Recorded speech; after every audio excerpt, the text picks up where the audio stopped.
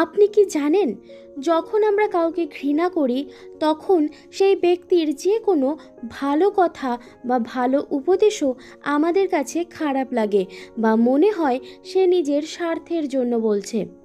আজকের এই ভিডিওটি বেশ ইন্টারেস্টিং হতে চলেছে। আজ আপনি এই ভিডিওর মাধ্যমে এমনই 10টি সাইকোলজিক্যাল ফ্যাক্টকে জানতে চলেছেন, যেগুলি জানার পর আপনি অবাক হয়ে যাবেন। ফ্যাক্ট নাম্বার 1, কখনো কাউকে দিয়ে কোনো একটা কাজ করানোর আগে কখনোই বলবেন না, এটা কি আপনি আমার জন্য করতে পারবেন। হয়তো বললেন, পাশের বাড়ির লোকটাকে কি ডাকতে পারবেন। এটা না বলে আপনি এটা বলে দেখুন, প্লিজ পাশের বাড়ির লোকটাকে একটু ডেকে দিন না।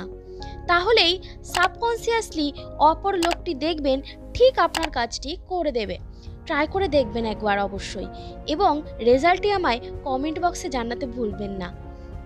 ফ্যাক্ট নাম্বার 2, যদি কখনো এরকম হয় আপনি কাউকে একটি প্রশ্ন করছেন এবং সে আপনার কথা এড়িয়ে যাচ্ছে, তাহলে কিছুক্ষণের জন্য আপনার কথা থামান, চুপ থাকুন, কিন্তু ওর চোখের দিকে তাকিয়ে থাকুন। চোখ কিছুতেই সরাবেন না, এক দৃষ্টিতে তার চোখের দিকে তাকান। তাহলে এবার কি হবে বলুন তো? আপনার অপর প্রান্তের যে লোকটা, তিনি আনকমফোর্টেবল ফিল করবে এবং সে চুপ হয়ে যাবে, এবং আপনি আপনার কথাটা খুব সহজেই তাকে বলতে পারবেন। কি হলো, অ্যামেজিং না?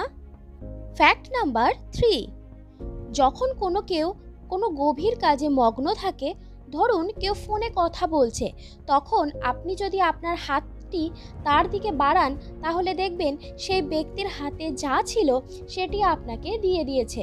বা এর উল্টোটাও হতে পারে, আপনি খুব সহজেই আপনার হাতের কোনো একটা জিনিস তাকে ধরিয়ে দিতে পারেন। সে হয়তো পরে মনেও করতে পারবেন না যে সেই জিনিসটা সে কাকে কখন দিয়েছে।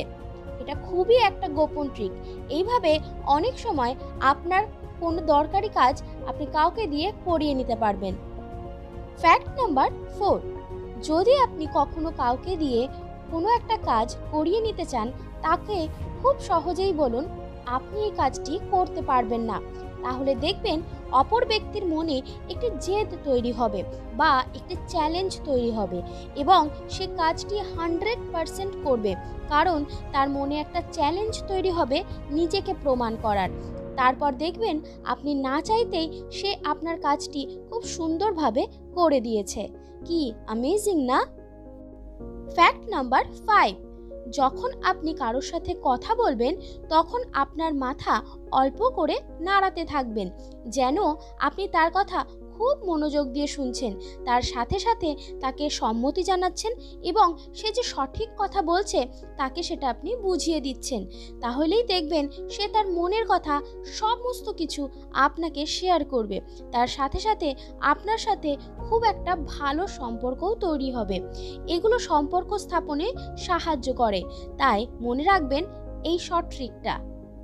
ফ্যাক্ট নাম্বার 6, যখনই সকালে আপনার ঘুম ভাঙবে, আপনি খাটের ওপর উঠে বসুন এবং 2 হাত তুলে বলুন ইয়েস। খেলা দেখার সময় ঠিক অডিয়েন্সরা তাদের এক্সাইটমেন্ট প্রকাশ করার জন্য যেমনটি করে থাকে।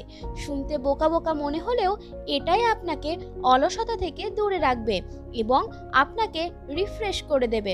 কমেন্ট করে এটি অবশ্যই জানাবেন যখন আপনি অ্যাপ্লাই করবেন তারপর।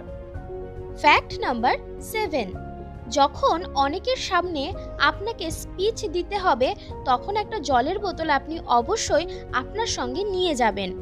গলা শুকিয়ে গেলে তো লাভ পাবেনই পাবেন, তার সাথে জল খাবার সময় একটু সময়ও পেয়ে যাবেন, মনে করার সময় পাবেন, ফলে অডিয়েন্সরা ধরতেও পারবে না আপনার চালাকিটা। এছাড়াও মুডও রিফ্রেশ করতে পারবেন, নার্ভগুলো শিথিল হবে এবং আপনার কথাগুলো আরও বেটার হয়ে উঠবে।